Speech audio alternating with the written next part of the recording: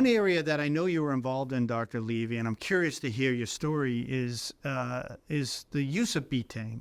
To treat HCU, it's every tool in the toolbox, if you will, and an important tool and an important discovery in treatment of HCU was betaine. Can you tell me about your early days and involvement of that, and how you saw that therapy evolve?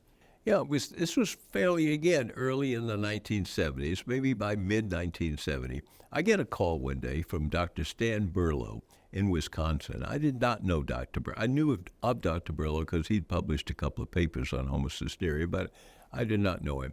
And he said, can you come to Wisconsin and along with another person here, I don't remember who it was, and myself and a biochemist friend of mine who has discovered betaine as a possible treatment of homocystinuria.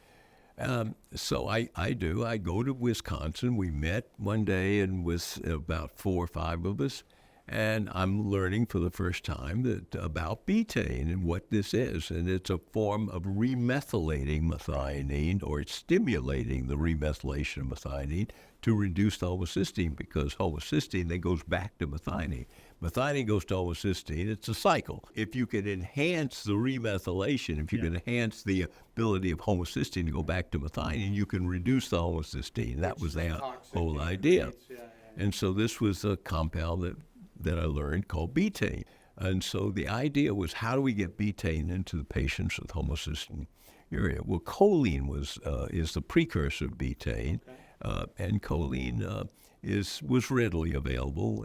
So you say, okay, let's give a lot of choline, and it'll make betaine, and that didn't work very well. And so eventually, betaine was produced as a product. So even before it was wasn't even broadly available, there was this discovery of yet another tool,